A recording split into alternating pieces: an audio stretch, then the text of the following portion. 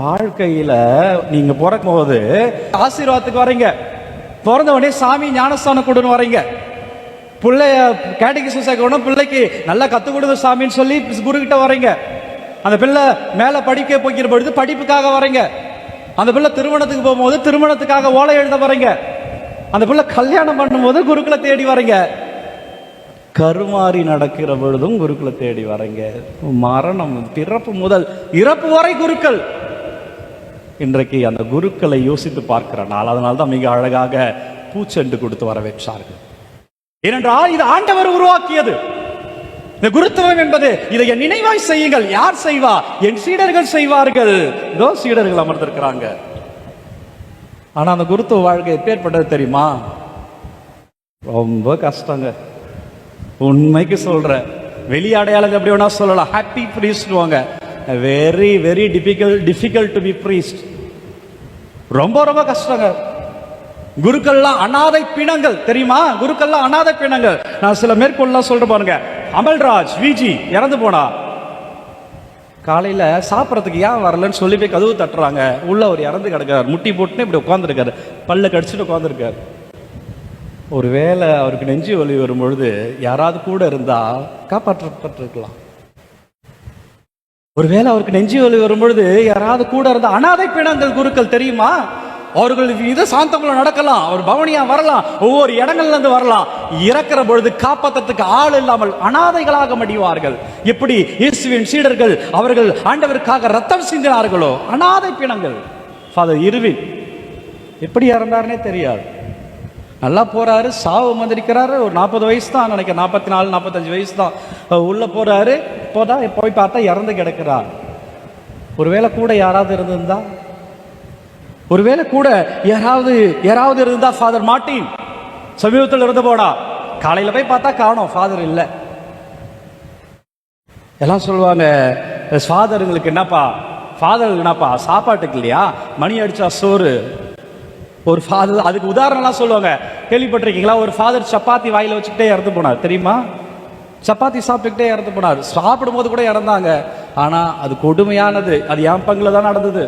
அப்ப நான் school படிக்கிறவன். Father இறந்துட்டாருன்னு சொல்றாங்க. காலையில பேப்பர் போட ஃபாதர் கீழே இறங்கி வரல. ஏன்னா ஃபாதர் இறங்கி வரலன்னு பேப்பரை போடுற பையன் போய் பார்க்கறான், ஜன்னலை திறந்து பார்க்கறான், ஃபாதர் சேர்ல உட்காந்துருக்காரு. அப்பெல்லாம் தூர்தர்ஷன் டிவி ஓடிட்டு இருக்கு. டிவியில் அப்படியே லைனா வருது. ஃபாதர் சேர்ல இப்படி உட்காந்து இப்படி கை வச்சுட்டு இருக்காரு. வாயில சப்பாத்தி இப்படி தலையை சாஞ்சு வச்சிருக்கிறாரு. அந்த சப்பாத்தி அவரோட பனியன்லாம் இருக்கு. நான் அப்போ அங்க இருக்க, அப்ப நான் ஆல்டர் பாய். அப்ப நாங்களாம் ஓடி போய் பார்க்குறோம். ஃபேன் ஓடிட்டு இருக்கு. டிவி அந்த வரி வரியா, காலெல்லாம் வரி வரியா தான் வரும். அப்பெல்லாம் தூர்தர்ஷன் தான் வரி வரியா வருது. ஏன் திரும்ப இறந்துருக்காரு? ஒருவேளை நெஞ்சு வலி வந்திருந்தா கூட டக்குன்னு ஏதாவது ட்ரை பண்ணியிருப்பாரு. அந்த அமல்ராஜ் ஃபாதர் உட்காந்துருக்கு, அப்ப ஏதோ ட்ரை பண்ணியிருக்கிறார். ஆனா எதுவும் பண்ண முடியல, அப்படியே இறந்துட்டார். இவருக்கு சாப்பாடு வைக்கும் போது அடைச்சிக்கிட்டு இருக்கு. கையில அவர் கீழே டிஃபன் பாக்ஸ் இருக்கு, அதுல சப்பாத்தி குருமா இருக்கு. தண்ணி கொடுக்கறதுக்கு ஆள் இல்லைங்க. ரொம்ப கொடுமையான வாழ்க்கை. நீ இன்னைக்கு நடப்பது போல அல்ல. குருக்களுக்காய் ஜெபிங்க. ஏன் குருக்களுக்காய் ஜெபிக்கிற கேள்வி உங்களுக்கு வரலாம். என்ன உங்களுக்கு பிரச்சனை கேள்வி வரலாம். தனிமைங்க, ரூம்ல போய் அந்த கெஸ்தமணி அனுபவம் இருக்கு. ஒவ்வொரு குருக்கும் இருக்கும். இயேசுதானுங்க அவர் ஏன் கெஸ்தமணி தோட்டத்தில் அழுவணும்? கடவுள் தானே அவரு. அப்போ நாங்களாம் ஒவ்வொரு முறையும் கெஸ்தமணி அனுபவம் உண்டுங்க. ஆனா குருகள் வெக்கி அழுவார்கள். யாருக்கடா வேலை செய்யறோம்? ஆனா நல்லவங்களும் உண்டு. நிறைய வெரோனிக்காக்கள் உண்டு, நிறைய சீமோன்கள் உண்டு. குருக்களுக்கு உதவி செய்வார்கள், குருக்கள் பக்கம் நிற்பார்கள். வேலை செய்யும் போதெல்லாம் இன்னைக்கு ஃபாதருக்கு, எனக்கு, தாஸ் ஃபாதருக்கு என்று எல்லாரும் வேலை செஞ்சுக்கிட்டே இருக்காங்க. எவ்வளவு பேரு இந்த பிள்ளைங்களா ஸ்கூல் லீவ் போட்டு, இந்த நாட்கள் எல்லாம் லீவ் போட்டு ஒரு பிள்ளைக்கு அட்டெண்டன்ஸே இல்லை. ஏன்னா அது வெள்ளிக்கிழமை லீவ் போட்டு அப்படி வெரோனிக்காக்கள் உண்டு. இந்த பங்குல நிறைய பேருக்கு இங்க உதவி செய்யறவங்க. அப்படிலாம் இல்லைன்னு சொல்லிவிட முடியாது. குருக்களுக்காக நிக்கிறவங்க உண்டு. ஆனா குருக்கள் கெஸ்தமணி அனுபவம் இருக்கு பாத்தீங்களா? யாருக்கு வேலை செய்யறோன்னே தெரியாதுங்க. யாருக்கு வேலை செய்யறோம்னா தெரியாது. ஏன் சொல்றேன்னா, இன்னைக்கு தான் அதை யோசித்து பார்க்க வேண்டிய நாள். நீ வேறு, குரு வேறு அல்ல. உன் பிறப்பிலிருந்து இறப்பு வரை குரு வருகிறான். அந்த குருத்துவம் என்னன்றது தெரிஞ்சுக்கணும். நீ நினைக்கிற வெளியடையாளம் அல்ல குருத்துவம். அதான் சொல்றேனே, வெரி வெரி வெரி டிஃபிகல்ட்டுங்க. ரொம்ப கஷ்டங்க, ரொம்ப ரொம்ப கஷ்டம். ஆண்டவரோடு தான் இருக்கிறோம், ஆண்டவரோடு தான் இறைப்பணி, ஆண்டவர் பேரால் தான் பேசுறோம். ரொம்ப கஷ்டங்க. ஐயா அப்புறம் இயேசு அழணும். தந்தையே உமக்கு விருப்பமானால் இந்த துன்ப கிண்ணத்தை என்னிடம் அகன்று அகற்று என்று ஏன் சொல்லணும்? ஒரு ஃபாதருக்கும் வேதியருக்கும் ஊர்ல சண்டைங்க. ஒரு ஃபாதருக்கும் வேதியருக்கும் ஒரு ஊர்ல சண்டை. அந்த ஃபாதர் பூச வைக்கிறதுக்கு வரக்கூடாது வேதியர் பிளான் பண்றார். வேதியர் சொல்றதுதான் கேட்பாங்க இல்லையா? வேதியர் போய் சொல்றார், பூசைக்கு யாரும் போக கூடாது, ஒரு கிளை பங்கு நடந்தது. ஃபாதர் கிட்ட முன்னாடியே வருது, ஃபாதர் நீங்க வராதீங்க, ஃபாதர் நீங்க வராதீங்க. இந்த வேதியருக்காக தான் எல்லாம் கேட்பாங்க, ஏன்னா அவர் தாங்க பெரியவர். நீங்க வேதியர் வர பூசைக்கு போக கூடாதுன்னு சொல்லிட்டான், நீங்க வராதீங்க ஃபாதர். நீங்க அங்க இருக்கிற யாரோ ஒரு சீமோன், இயேசுக்கு சீமோன் உதவி செய்த மாதிரி யாரோ எப்பயுமே இருப்பாங்க, யாரோ நமக்காக அந்த பங்குல ஒருத்தவங்க கண்டிப்பா இருப்பாங்க. ஃபோன் பண்ணி சொல்லிடுறாங்க. இருந்தாலும் ஃபாதர் போறார், என்னுடைய நண்பர் தான் அவர், கண்ணீரோடு பகிர்ந்து கொண்டா. இருந்தாலும் அந்த ஃபாதர் அந்த இடத்துக்கு போறார். அந்த இடத்துக்கு போன ஃபாதர் அங்க போய் நிற்கிறார். அந்த இடத்துல போய் நிற்கிறார், யாருமே வரல. ஆனா போகும்போது ஃபாதர் ஒரு அருட்சுகதியை கூட்டிட்டு போயிட்டார். யாருமே வரலன்னா ரெஸ்பாண்ட் பண்ணதுக்கு ஒருத்தர் வேணுமே. பெல் அடிக்கிறார், வரல. திரும்பி போய் பெல் அடிக்கிறார், வரல. ஃபாதர் பூசையை தொடங்கிட்டார், யாருமே வரல. சிஸ்டர் மட்டும் இருக்கிறாங்க, பூசை முடியுது, யாருமே வரல. நற்கருணை உயர்த்துகிறார், ஏதோ இறைவனின் சம்மதி, விருந்திற்கு அழைக்கப்பட்ட அனைவரும் பேறு பெற்றான் ஜபம் சொல்லும் போது ஒரு குழந்தை முட்டி போடுது. ஃபாதருக்கு ஒன்றும் புரியல, எங்கதுல வந்துச்சு. ஏன்னா அது சின்ன கிராமம், அங்க இருக்கிற ஒரு 40 பேர் தான் கிறிஸ்தவ குடும்பம். அப்படா இந்த கிராமம், இந்த குழந்தை யாருன்னு ஃபாதருக்கு தெரியும். அப்படா அது ஃபாதருக்கு யாருன்னே தெரியல அந்த குழந்தை. ஆனா ஃபாதர் ரொம்ப சந்தோஷப்பட்டு அந்த ஃபாதர் அந்த ஜபம் சொல்றதுக்கு முன்னாடி கீழே குடிவாங்க. அப்ப அழுதாராம். அந்த ஃபாதர் கண்ணீரோடு சொன்னார், நான் அழுத, ஆண்டவரை என்னை ஏன் அப்படி அசிங்கப்படுத்துற? யாருமே வரலையே, நான் யாருக்கு புச வைக்கிறேன்? இந்த மக்கள் நான் நல்லது செய்ததற்கா என்னை ஒருத்தன் எனக்கு எதிராக பேசுகிறானே, நான் யாருக்காக வேலை செய்யறேன்? அழுதாரா. அழுது முடிச்சுட்டு எடுத்து நற்கரணை பண்றாரு. ஒரு சின்ன குழந்தை முட்டி போட்டுட்டு இருக்கு. ஃபாதருக்கு ஒரே சந்தோஷம். சிஸ்டருக்கு நன்மையை கொடுத்துட்டு கடகடன் பூசை முடிச்சு சேக்கர்ஷியில போயிட்டு அங்கேயே ரிமூவ் பண்ணிட்டு வந்து பார்க்கிறார், குழந்தையை காணோம். ஆனா மக்கள் பூசைக்கு வரல, ரோட்ல தான் உட்காந்துருக்காங்க. அவங்களுக்கு பிடிக்கும் வரணும்னு இந்த வேதியருக்கு பயந்து உட்கார்ந்து இருக்கிறாங்க. ஆனா நம்ம வேதியர் ரொம்ப நல்ல வேதியர். அந்த வேதியருக்கு பயந்து அவங்க உட்கார்ந்து இருக்கிறாங்க. வெளில போய் சாமி என்னன்னு கேட்கறாங்க. ஒரு குழந்தை வந்துச்சு, அடையாளம் சொல்றாரு. அப்ப அந்த குழந்தை சொல்றாங்க, அப்படி ஒரு குழந்தை வரவே இல்லைன்றாங்க. அப்ப அந்த ஃபாதர் கண்ணீரோடு சொன்னார், என் பூசைக்கு குழந்தை இயேசு வந்தா. பிரைஸ்லாம் ஆண்டவரோட தாங்க ஒரு வாழ்க்கை. ஆனா ரொம்ப கஷ்டம், ரொம்ப கஷ்டம். ஃபாதர் பிடிக்கலன்னா உடனே லெட்டர் எழுதுறிய. ஏன் அவன் பொண்டாட்டி பிடிக்கலன்னா அவங்க அப்பா அம்மாக்கு லெட்டர் எழுதி பாரு, சோறு கிடைக்காது உனக்கு.